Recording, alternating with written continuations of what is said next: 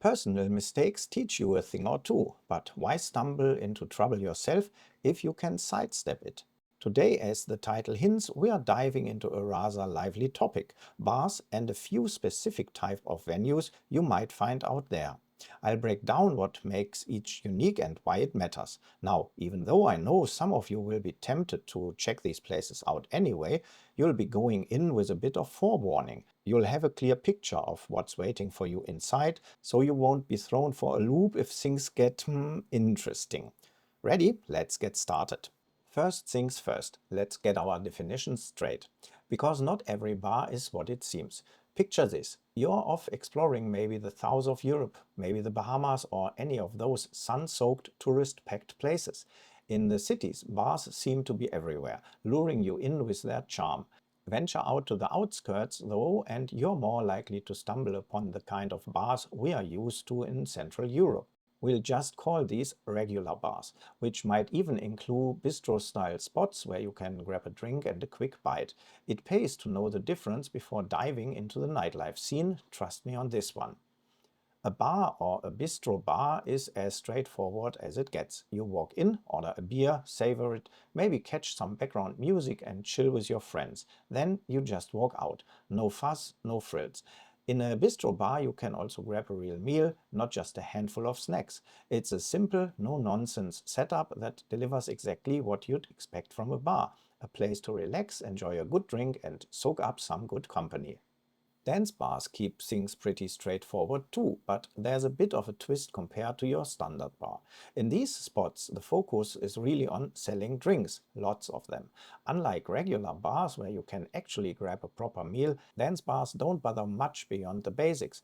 At best you might find a few snacks like nachos or chicken wings, but be warned, they often come with a hefty price tag. So if you're heading to a dance bar, think of it as a place to drink, dance and party rather than somewhere to settle in for a cozy meal.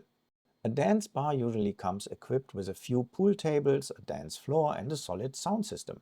It's a prime spot if you're looking to meet people, especially if you've got a certain type of lady in mind.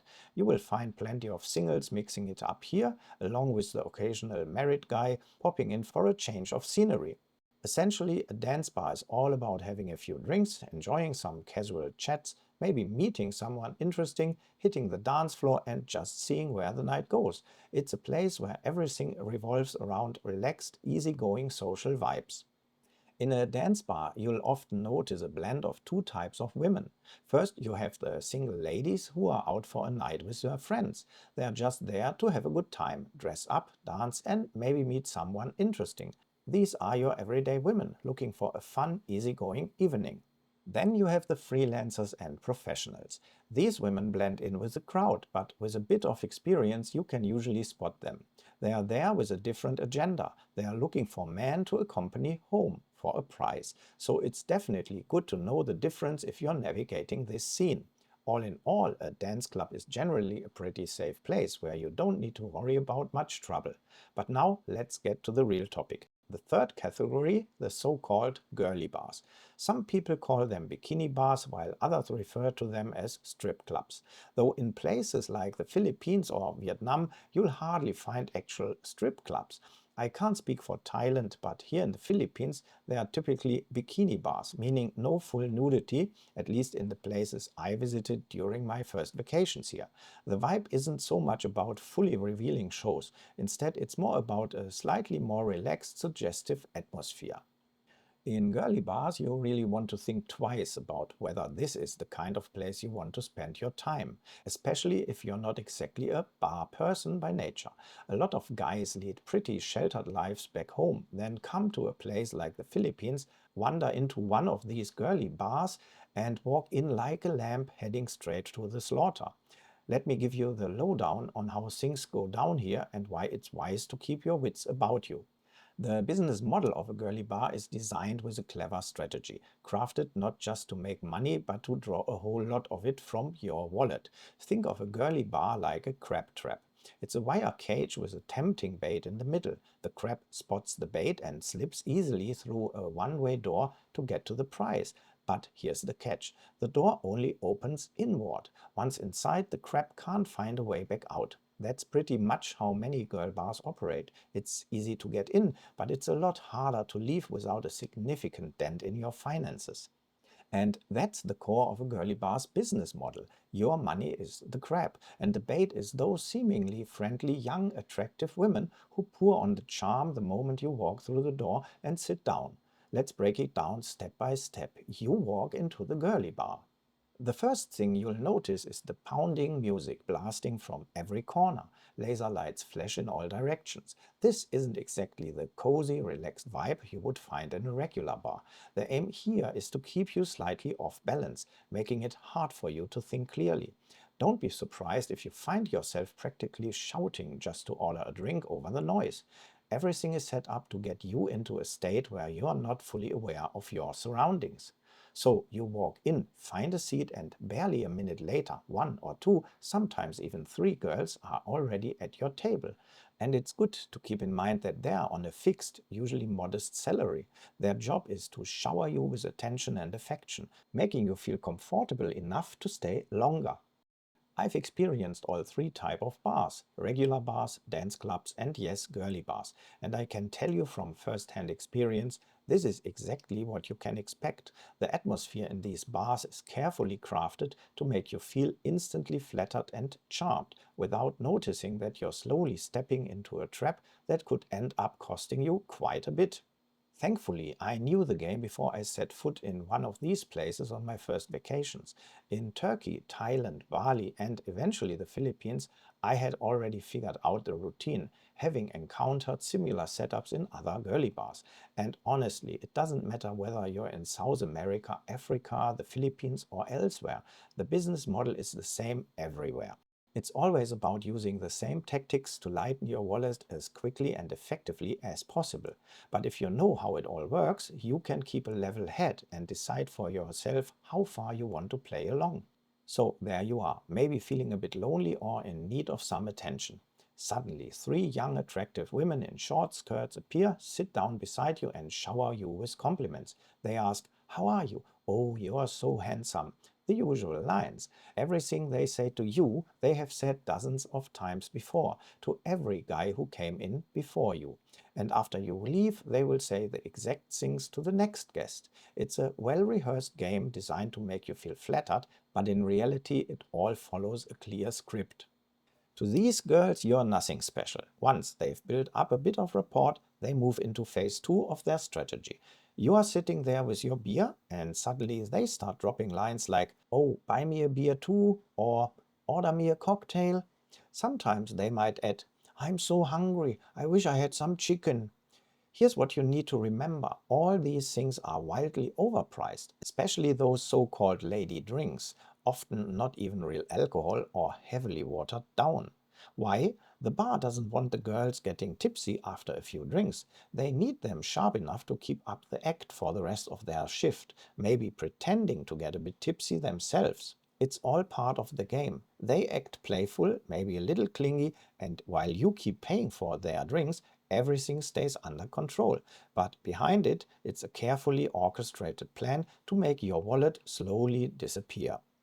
What they don't tell you is that your beer is priced normally, while the lady drinks are significantly marked up. So there you are, maybe sitting with one or two girls, ordering them drinks, not realizing that you're already paying much more than you'd think.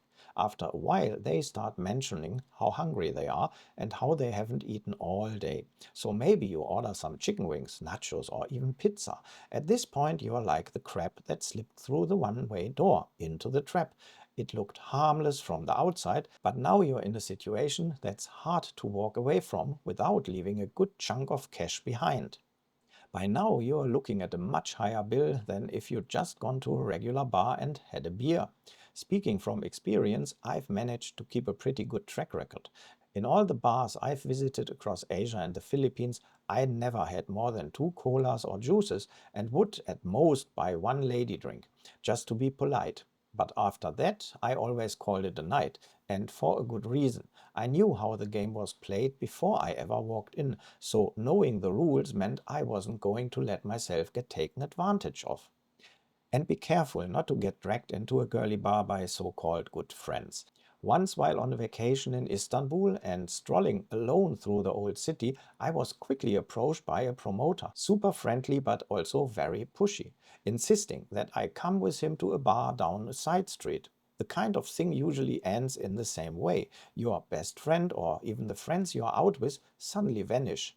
You don't realize it until the end of the night when the fun's over and you're hit with the reality that you're alone, left to foot the entire bill.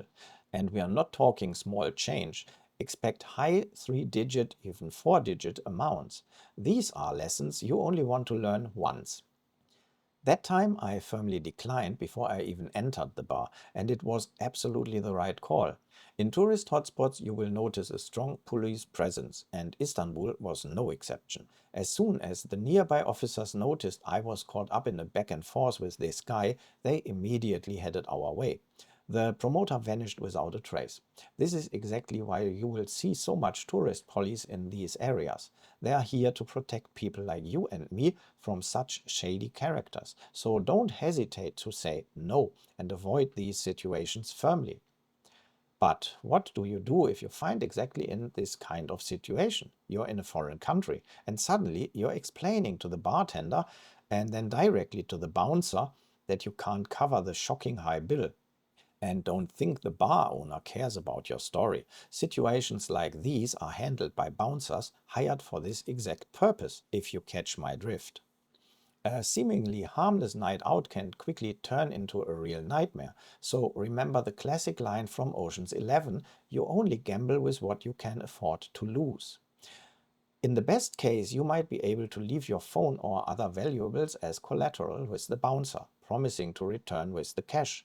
But in the worst case, you might find yourself face to face with the local police, who, surprise, surprise, may actually have a cozy relationship with the bar. And then you're left with a blunt choice: pay up immediately or enjoy an exclusive invitation to the local jail. No room for negotiation, no excuses. Believe me, that's the last thing you want to experience in a foreign country. The entire business model of girly bars is designed to exploit your weakness. They know exactly how to encourage you to order more drinks, playing on your natural inclination to enjoy a bit of attention. The real lure, however, comes once you're a few drinks in. When the atmosphere is loose and one of the girl leans over and whispers in your ear, "If you'd like, I can keep you company tonight," for a certain price. Many men go to these bars precisely because they know it's a straightforward way to find companionship for the night. You don't need charm, charisma, or even much personality, just enough cash in your pocket. Sooner or later, one of the women will make an offer, and they've got what they wanted: a customer who can make their life a little easier for the next few days. The more experienced girls in these bars know exactly how to play the situation to their advantage. Sure, they are employed by the bar, but the reality, especially in places like the Philippines, is that with a few hundred pesos, a girl can live comfortably for a day. So if she managed to earn 5,000 pesos for a night, she's essentially bought herself a free pass. She can afford to take a few days off from working at the bar. And believe me, most of these girls don't enjoy this line of work at all. But paying the girl's price isn't the end of it. You first have to pay the so-called bar fine. This is the fee you give to the bar so the girl can end her shift early and leave with you. Hopefully you're starting to see how just cleverly this system is designed to dig deeper and deeper into your wallet. And before you know it, you've paid far more than you ever intended.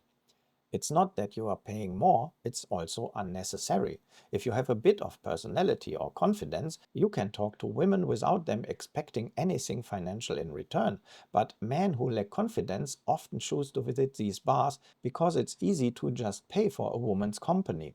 But consider this: the girl making the offer has likely already worked an 8 or 10-hour shift in the bar. He might be the second or third guy that night with whom she is going back to a hotel. So he's paying a premium for something that has already been used multiple times. In plain terms, he's paying to be second or even third in line, a bad deal financially and emotionally. Here's my urgent warning to you, even if many will choose to ignore it. While you're clear-headed and thinking straight, you should know exactly what you're getting into when you step into a girly bar. These girls don't like you. You're just a customer, a target. Everything they say to you is just a line to get you to spend more. They earn a commission based on the drinks you buy them. If you pay close attention, you will notice how they receive little tickets for every drink you order. At the end of their shift, they get paid a commission for each of these tickets. The more they convince you to order, the more money they make. Remember, it's all about money, nothing else. Don't fall for the illusion. It's all a show. You're not popular with these girls. They don't find you attractive or interesting. It's just part of the game to get you to open your wallet. No, no, no. Don't be a fool. This is a business, and if you're not careful, especially if you drink too much, you could end up with a bill that you might be able to pay, but definitely don't want to pay. Maybe you don't mind dropping $500 on an inflated tab, but be honest with yourself. What did you actually get out of it? A little flirting, maybe she sat on your lap for a minute and you had a bit of fun, but is that really worth $500? For some, maybe it is, but if it blows your budget and you regret it later, you will find yourself wondering what you actually got for your money. Now, if you think you're clever and tell yourself, I will go in, let them flirt and get close, but I won't buy any lady drinks or food, I will just enjoy the dancing and chat until one of them makes a move. Think again.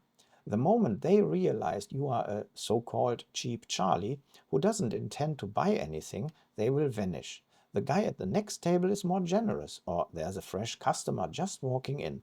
The harsh truth is that you're just a source of cash. If you're not spending, you don't matter. If you're not willing to spend, I guarantee no girl will stay with you for long. The next useful fool is already waiting. So let's spell it out one more time. If you're going to play the girly bar game, you need to know the rules. Ready to jot this down? Here we go. Okay, girls in girly bars aren't there to make friends or get to know you on a personal level.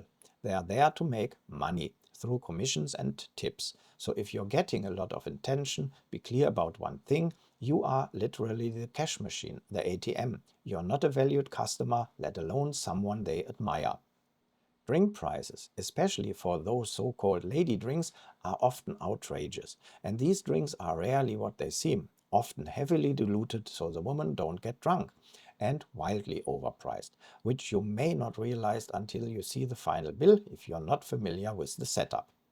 The girls will flatter you, pour on the compliments and make you feel like you're something special, but that's just part of the business. You are meant to keep ordering, keep spending, and yes, keep paying for the experience. Everything they say to you, they've said to thousands before, like a record on repeat. You're just looking for an easy date for the night, and of course it comes at a price.